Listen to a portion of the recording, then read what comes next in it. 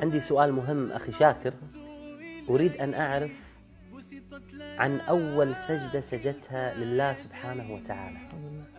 كيف كان شعورك؟ Actually, my first sujood was before Islam. ما شاء الله سجدت قبل الإسلام؟ قبل إسلامك سجدت؟ نعم. سبحان الله سبحان الله. كيف؟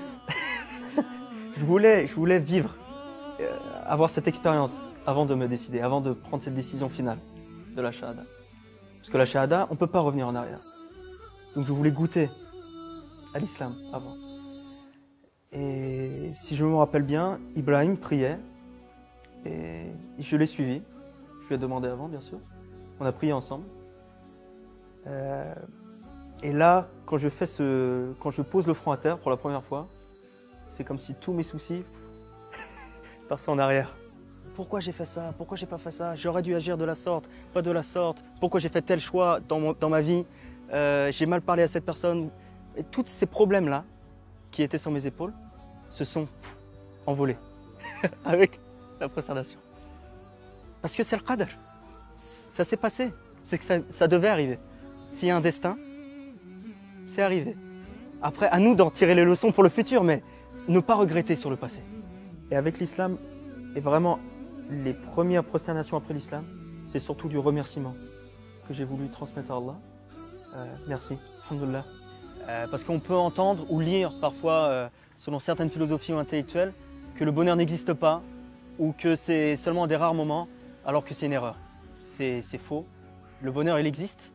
On est énormément, très nombreux à l'avoir trouvé à travers l'islam.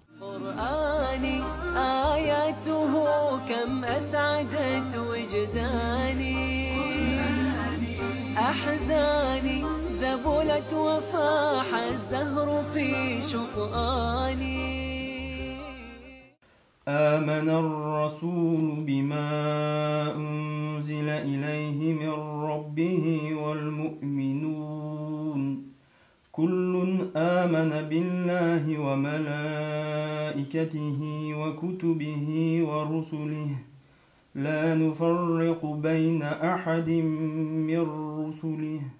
كيف تعلمت ما شاء الله قراءة القرآن؟ يعني أنا ما كنت أعلم هذا الجمال في القراءة ما شاء الله تبارك الرحمن، ولكن تفاجأت عندما قرأ أخونا شاكر. كيف تعلمت؟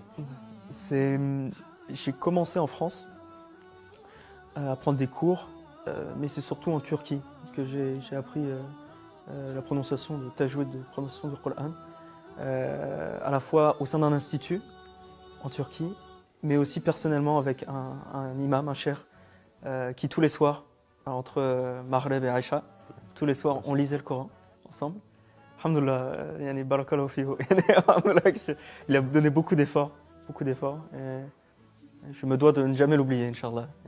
هل تتمنى أن تكون يوما من الأيام حافظا للقرآن؟ Inch'Allah, Inch'Allah, Inch'Allah. Ou mec dehors, Inch'Allah. Ce que j'aurais à vous dire, c'est que vous connaissez l'arabe, vous avez un trésor entre les mains. C'est-à-dire quand vous allez à la mosquée, vous comprenez ce que dit l'imam.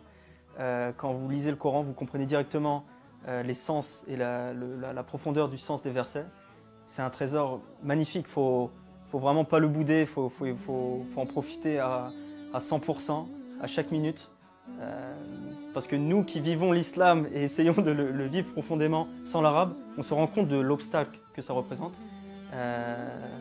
Et malgré ça, on vit cette paix. Donc avec l'arabe, qu'est-ce que ça doit représenter? Donc profitez-en, allez à la mosquée, lisez le Coran autant que vous pouvez, Inch'Allah.